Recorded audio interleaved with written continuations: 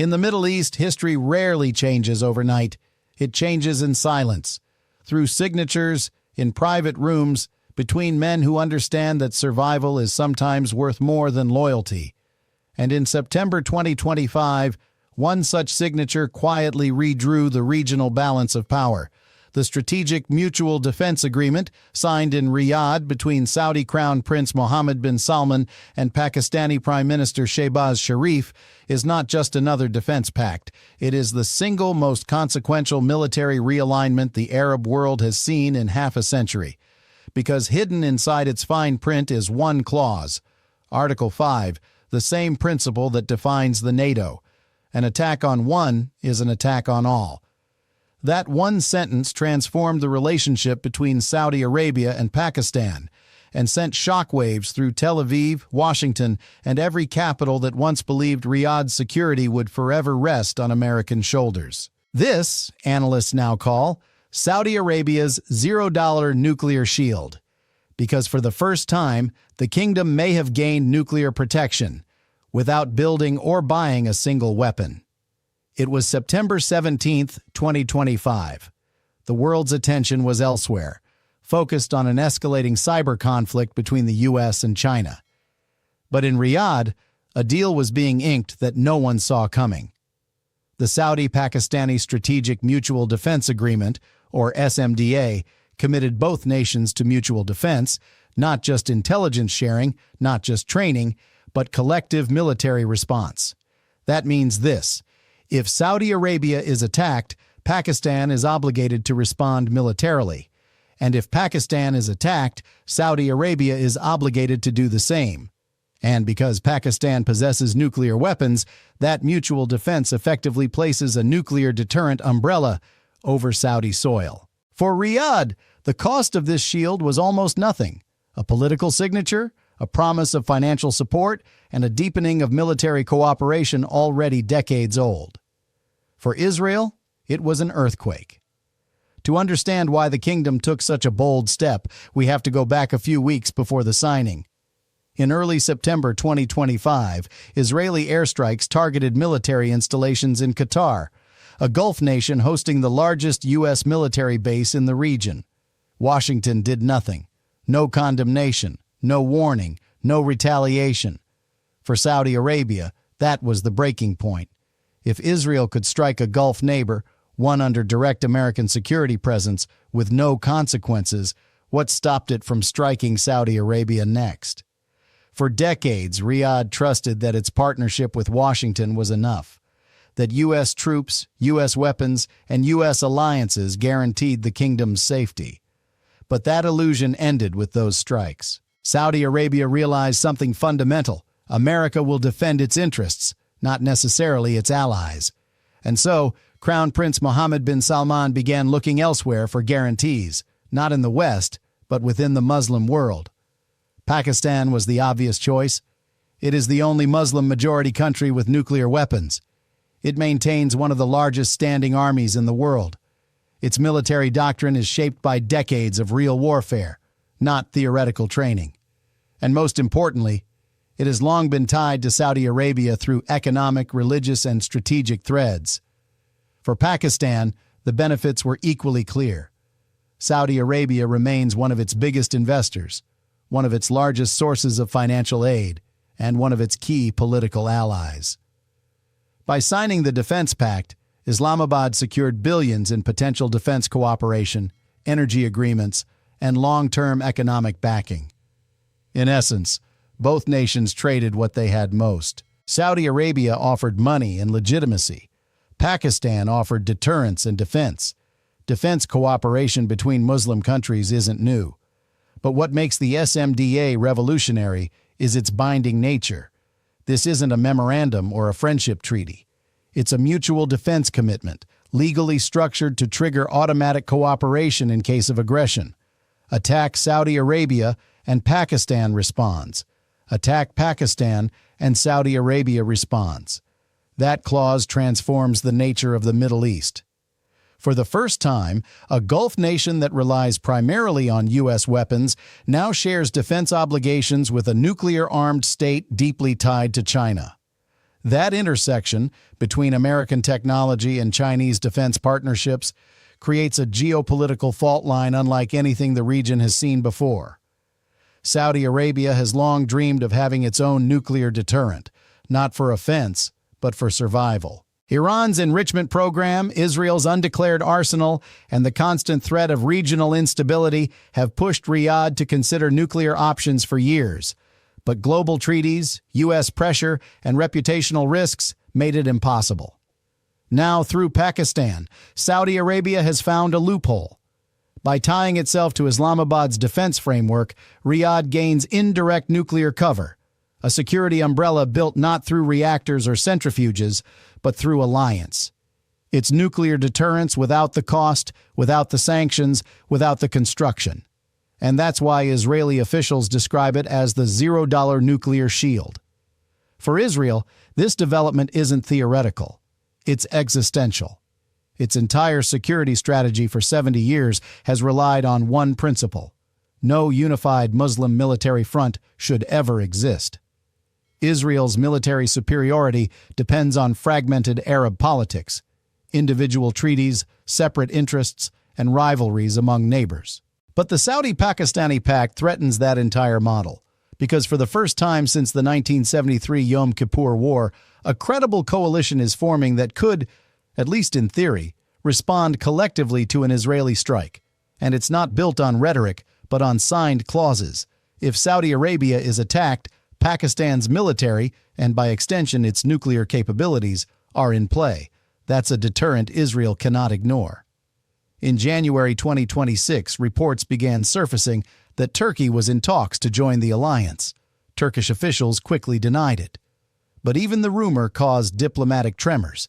If Turkey were to join, combining its NATO-grade military with Saudi wealth and Pakistani nuclear power, the result would be what media have called an Islamic NATO. Even without Turkey, the alliance has already attracted new members. In February 2026, Somalia officially joined the pact, signing its own defense and cooperation agreement with Riyadh. That expands Saudi influence into the Horn of Africa, a region critical for global trade through the Red Sea and the Bab el-Mandeb Strait. Every addition makes the network stronger, and Israel's strategic freedom weaker. Saudi Arabia's move has changed how every nation in the region thinks about defense. Egypt has expressed cautious interest in closer cooperation. Indonesia and Malaysia are rumored to be exploring future participation. Even non-aligned countries are beginning to see the logic. If Washington's guarantees are uncertain, collective Muslim defense could become the next best deterrent. And for nations like Qatar and Oman, still recovering from years of diplomatic isolation, the SMDA offers something precious: protection that doesn't depend on the U.S. or Israel. In short, Riyadh is building a new kind of security map, one that stretches from the Persian Gulf to the Indian Ocean, and soon perhaps to the Pacific. For the United States, this new alliance is a paradox. On one hand, Washington remains Saudi Arabia's largest arms supplier. Billions in contracts, F-15s, Patriot missile systems, and soon, possibly F-35 Lightning IIs, tie Riyadh's defense infrastructure directly to the American system. On the other hand, the SMDA links that same infrastructure to a military, Pakistan, that sources 80% of its weapons from China. That means U.S.-made aircraft and Chinese-supported jets will eventually train, operate, and possibly fight side by side. For the Pentagon, that's a security nightmare, because every joint exercise, every shared base, creates opportunities for technology leakage, for Chinese advisors in Pakistan to indirectly observe American systems in operation. Washington can't stop it without alienating Riyadh. But doing nothing means accepting that its once iron grip over Gulf defense is slipping. For Beijing, this development is a quiet triumph. China doesn't need to dominate the Middle East militarily. It just needs to weave enough economic and security ties to ensure that no major player can act without considering Chinese interests. Through the Belt and Road Initiative, China already operates ports in Pakistan, industrial zones in Saudi Arabia, and even infrastructure inside Israel, like the Haifa Bayport. Now, with the Saudi-Pakistani defense agreement, Beijing gains indirect influence over a nuclear-linked security framework that cuts across the Arab world. That's not control, it's leverage. And in global geopolitics, leverage is everything. For decades, Israel's military planning assumed that no Muslim coalition could ever coordinate effectively against it. It built its doctrine on speed, technology, and isolation, striking before threats could align. But the SMDA undermines that assumption, because now striking one nation could trigger the reaction of another. A limited operation could escalate into a regional crisis. That's crisis instability, when the fear of escalation becomes deterrence in itself. Even if Pakistan never intends to use nuclear weapons for Saudi defense, the possibility that it might is enough to change Israeli calculations. And uncertainty in strategy is often more powerful than capability. The Middle East has entered a new phase, not one of war, but of recalculated risk. Israel can no longer assume it holds absolute military dominance. Saudi Arabia can no longer assume the U.S. will always intervene. Pakistan can no longer act as a regional bystander. And the rest of the world is watching, particularly Iran, which suddenly finds itself observing a Sunni alliance forming not against it, but potentially independent of it. This is not a coalition of aggression, it's a coalition of insurance, born from distrust, driven by survival. For Saudi Arabia, the benefits are obvious, but the risks are real. Tying itself to Pakistan's defense means inheriting Pakistan's geopolitical baggage, its rivalry with India, its dependence on China, its internal instability. If tensions flare on the subcontinent, Riyadh could be drawn into conflicts far beyond its borders. And integrating defense systems sourced from different global powers will test Saudi Arabia's military logistics like never before. Yet, for Crown Prince Mohammed bin Salman, these risks are acceptable, because the greater danger lies in depending on guarantees that have already failed. After the strikes on Qatar, after the muted U.S. response, after years of watching Washington prioritize Israel over the Arab world, the kingdom decided to take its security into its own hands. Inside Israel, reaction has been swift and severe. Military commentators describe the SMDA as a historic miscalculation by Saudi Arabia. Government officials call it a dangerous precedent.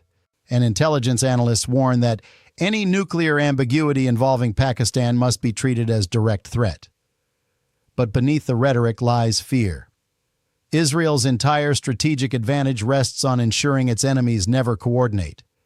The Abraham Accords achieved that by dividing the Arab world through normalization and economic cooperation. But the SMDA reverses that trend. It reintroduces unity, not through ideology, but through defense. And in that unity lies the one thing Israel has always feared most, a collective deterrent. The SMDA may still be in its infancy, but its foundation is solid.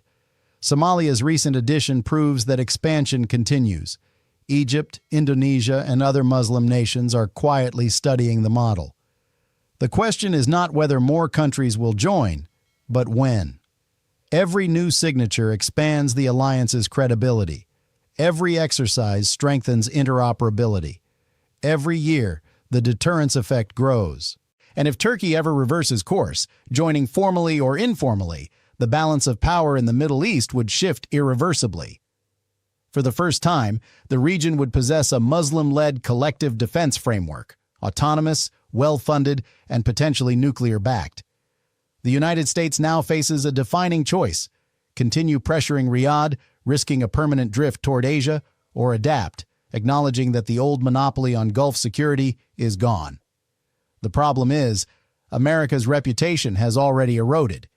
Its inaction during the Qatar crisis, its wavering commitment in Syria and Iraq, and its inconsistent diplomacy have convinced even loyal partners that the U.S. guarantees are conditional. So Washington watches uncomfortably as its allies build alternatives. Alternatives that no longer require American permission or protection. What's emerging now is not an Islamic NATO. It's something more flexible. A web of interlocking commitments designed to create deterrence without dependency. The SMDA is the prototype. Saudi Arabia's leadership sees it as the foundation for an independent security architecture, one capable of surviving regardless of who occupies the White House or which party rules Congress. And that independence marks a turning point not just for the kingdom, but for the region. For 70 years, the Middle East has been shaped by outside powers, British influence, American dominance, Russian involvement. Now the Middle East is beginning to shape itself. In geopolitical terms, the SMDA is small, just a few signatures, a few joint drills, a few statements of solidarity. But in symbolic terms, it's monumental. It tells the world that Saudi Arabia has stopped waiting for protection and started building it. It tells Washington that influence can no longer be taken for granted. It tells Israel that deterrence no longer belongs to one nation. And it tells the broader Muslim world that unity, long dismissed as fantasy, is no longer impossible. For decades, the balance of power in the Middle East was enforced by outsiders. Now, it's being rewritten from within. Saudi Arabia's $0 nuclear shield is not just a military pact. It's a declaration of strategic adulthood. And like every great shift in history, it began quietly, with a pen stroke, a signature, and a single sentence that changed everything. Attack one, and you attack all. That is the new reality of the Middle East, and the world is only beginning to understand its consequences.